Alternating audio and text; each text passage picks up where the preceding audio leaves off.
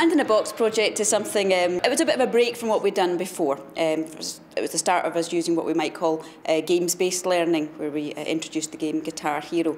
It starts off, the children are initially introduced to the game and we have a whole bit of fun of playing Guitar Hero. From there, they're put into a cooperative working group. They're selected carefully to make sure there's a proper mix of abilities across each group.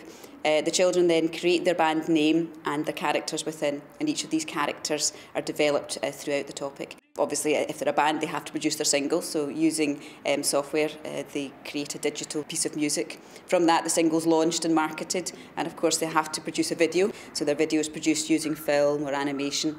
They go on tours, take part in interviews in foreign countries, associated dance and literacy activities, numeracy activities, and finish off with a great big celebration at the end called the Gavins, which is our version of the Brits. I'm Ricky. I'm Vicky. I'm Matt. I'm Zoe. The Band in a Box project allowed staff to have a bit more ownership and a bit more flexibility in what was going on in the classroom. Up until this point, we had followed a fairly rigid timetable. Maths was at this point, language was at this point, etc. When you're doing a topic like this, you have to allow the learning to dictate the timetable. And it was the understanding that the learning was rich enough and important enough to break away from it. That was a big step for the staff, but brought the ownership back to both the teacher and the pupil at that point, because we were able to meet the needs of the classes as it occurred.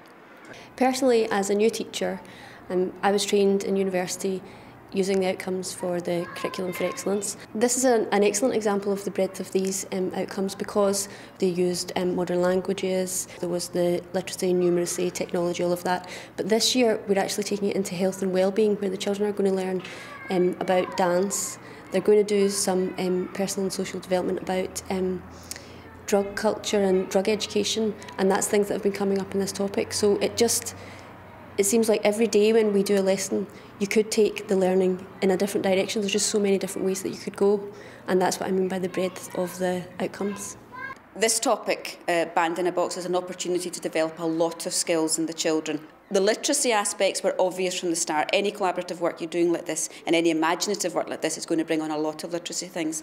Numeracy, there was a lot of numeracy we hadn't even thought of. There was the numeracy involved in the writing of the music, because there's the counting of the bars, the times, the beats, etc. That then fed straight into the video. They had to time their animations to suit the length of music. There was a lot of numeracy built into that.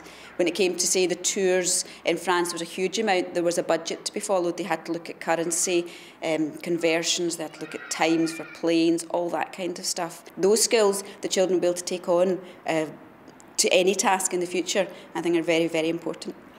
I see the benefits of teaching literacy and numeracy in a particular context because it gives relevance to the children. They can see that the literacy skills and numeracy skills that they learn in school are actually used in the outside world. To put learning in any context for a child is crucial, I think, for their understanding and for their motivation to learn, because they understand why they're learning, and that's the main thing that they need to do. This is a Primary 7 topic, and it's kind of almost like the icing in the cake for the experience they've had throughout the school. We're pulling on a lot of the curricular skills that you would normally think about in terms of literacy and numeracy and ICT. These are being well established, but not just within where they would normally expect to use them. This is a kind of application across learning.